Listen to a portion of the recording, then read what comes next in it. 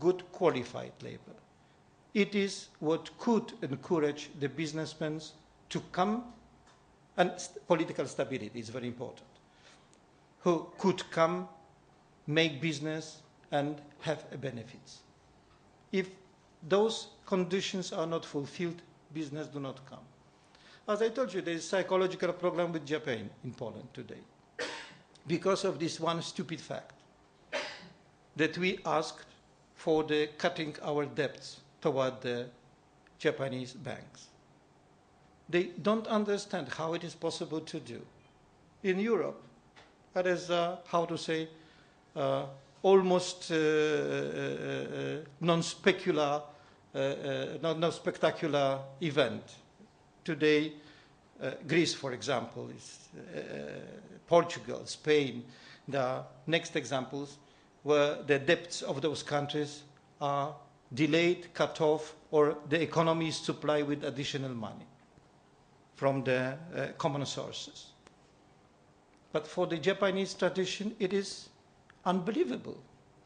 And for sure, to Greece, no one businessman from Japan will not come for years because they will be afraid, because it's not stable political situation, it's terrible economic situation, it's, how to say, the labor force is a little, how to say, deviated from the obligation toward the owner, and so on and so on. Then going back to your question, how Poland is seen in Asia Pacific, is seen, unfortunately, from our point of view, a small part of something bigger. And it's necessary to attract Polish picture just to prove that we are a special part of this bigger part as the European Union is. Unfortunately, still as United Europe, we have no common policy on trade, on security, on foreign affairs. The only common policy is agriculture, unfortunately. The food is cheap, is good, but we are paying in our taxes for the food, which, how to say, should be more expensive, and money should be back to us. You spoke about the influence joining European Union has had on Poland and its trade, its political relationships with the rest of the world. Joining NATO, although primarily a military alliance, has it had any impact on trade with Asia, with Asian countries, those who support the US and those who are not quite so in consonance with the US viewpoint on many issues? No, not at all. Speaking about, let's say, this special sector of export, what is the military equipment? Still, we produce the military equipment which technically belong to the past. We do not have access to many technologies, and if we have such an access, we are not allowed to re-export those technologies.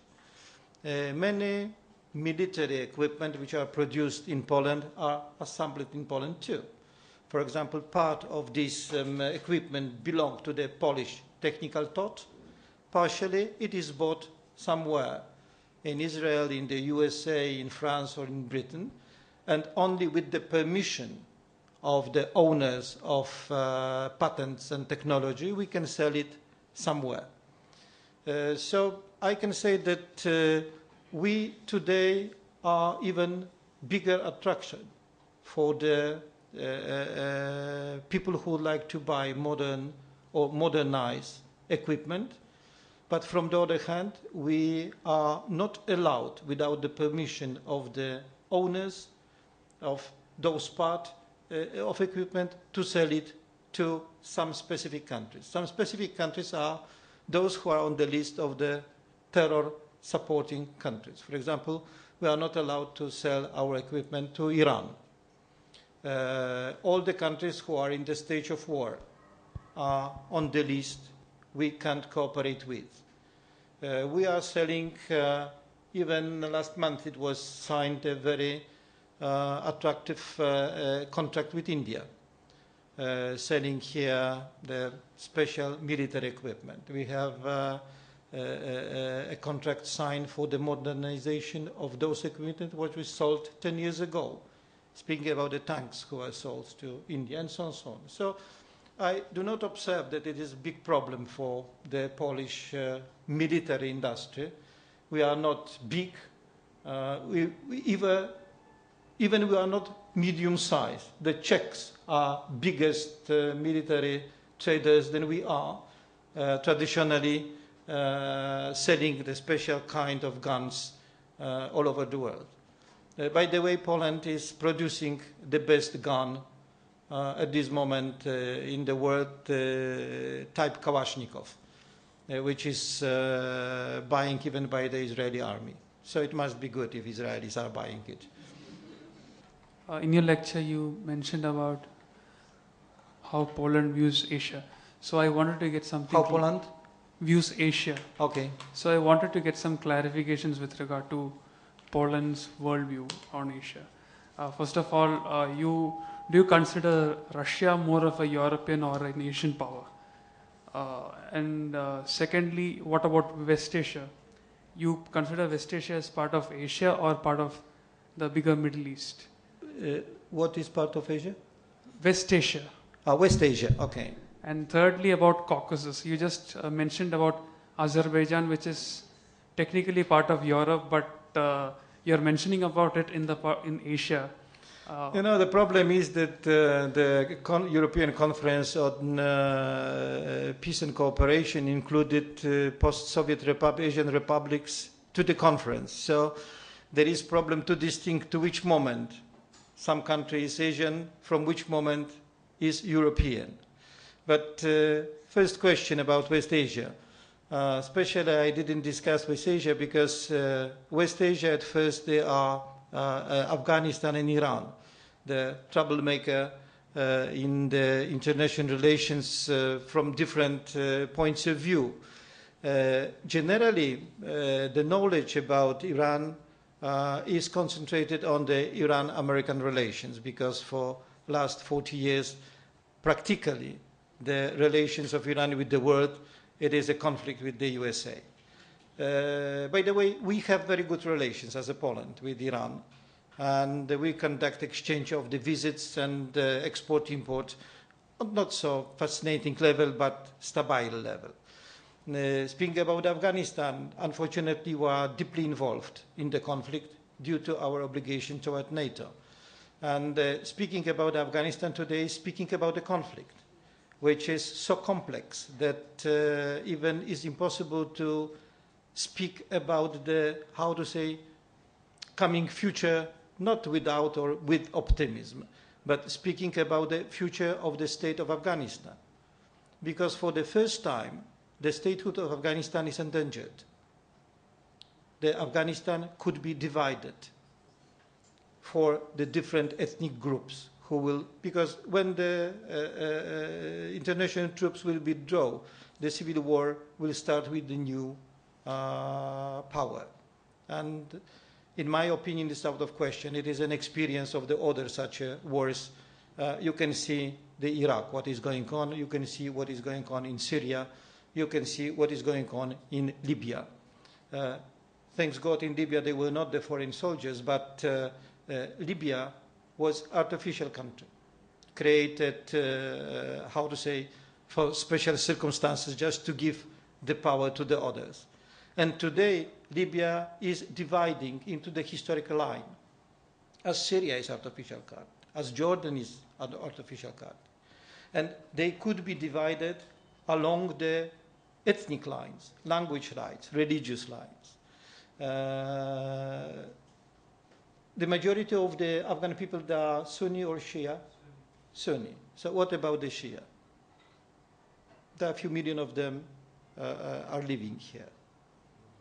As for example, in Syria, you have Sunni, Shia, Christians, and Alawites. And finally, last but not least, Wahhabites. What about Iraq?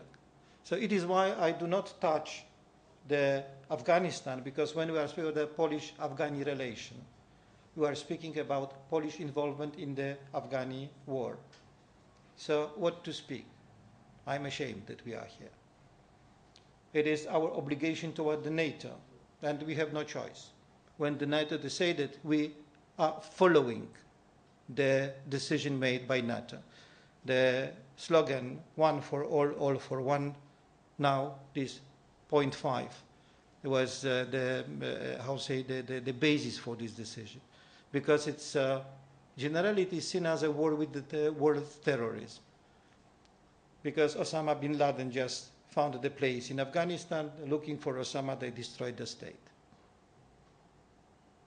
Speaking about Iran, we are speaking about the Iranian nuclear program, because nothing is important for the world but Iran's nuclear program. It's important for Israel, so it's important for the USA. If it is important for the USA, it is important for the USA allies. If it is important for USA allies, so there is opposition vis-à-vis the allies of the USA. There are the Vienna talks on the program, and from the other hand, there is a reaction of the other Muslim countries, non-Muslim countries, peace-beloved countries, those who do not love peace, and so on and so on.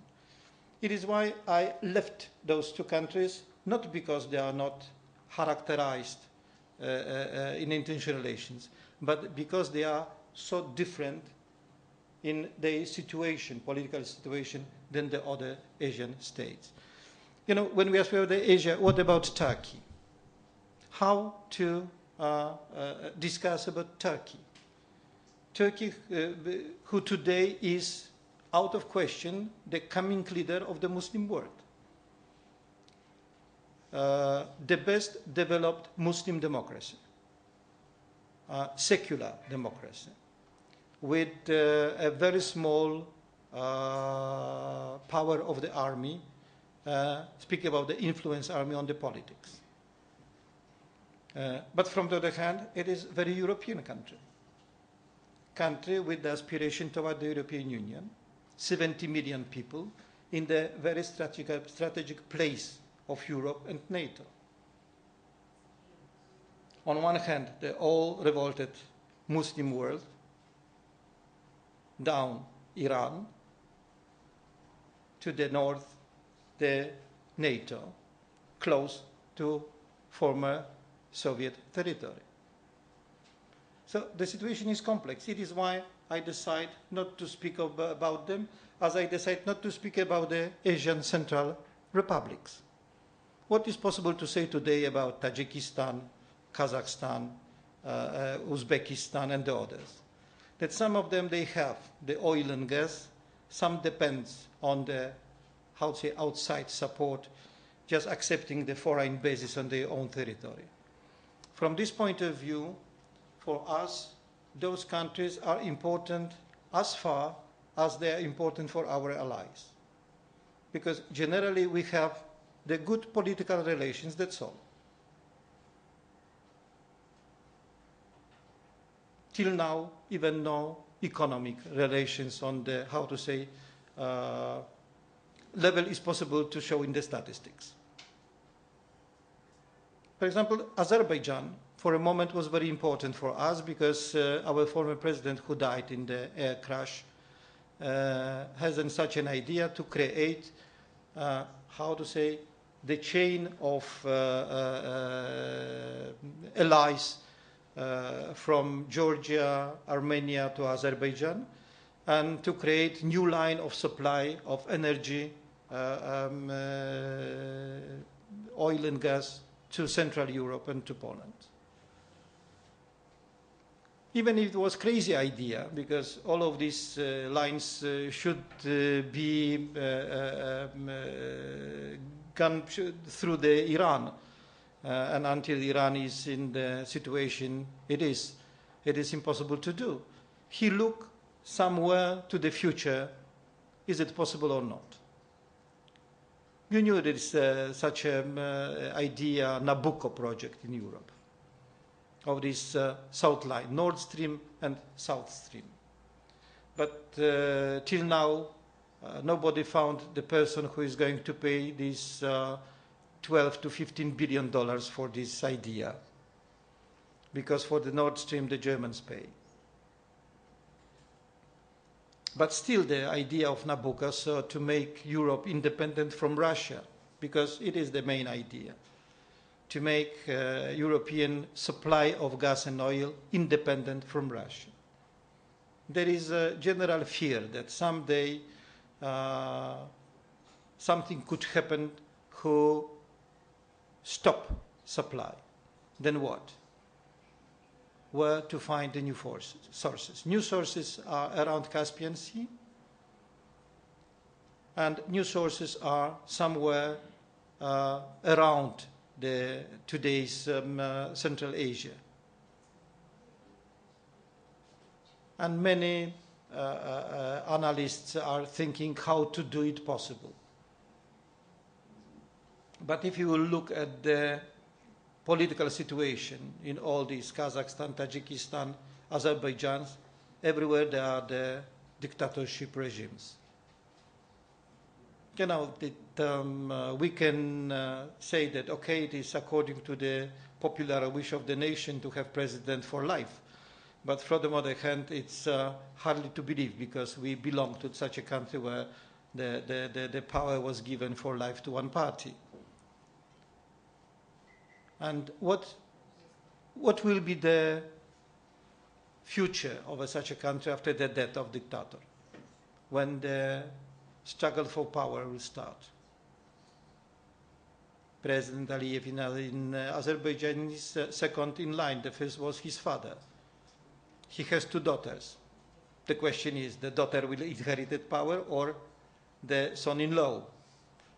It was such an idea that son-in-law it will be in Kazakhstan, but both daughters of President Nursultan Nazarbayev are divorced. So, whose choice will be this or that daughter? And if one daughter will inherit the power, what about the power of the second daughter, and so on, so on. Yeah, we observe that the democratic, how to say, convulsion in Georgia now. In few next weeks, President Saakashvili is stepping down and new president will take power.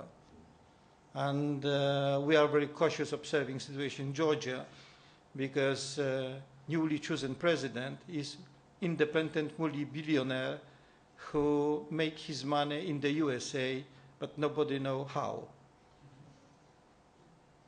And the question is to whom he is represent, and what policy he will represent. More, less pro-Russian, or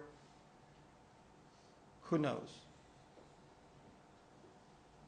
So the stabilization of the situation inside the country, political, is sometimes much more important than economic, because economically it's possible to help from outside.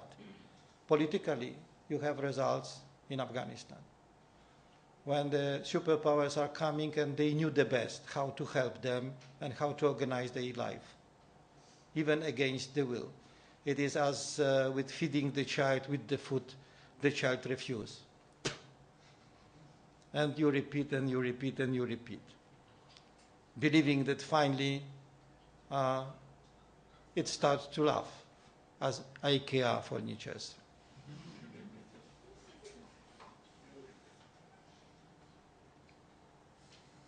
Satisfied? Thank you. Your satisfaction is my job. Who next? We'll have another afternoon session, so you can think about your wise questions.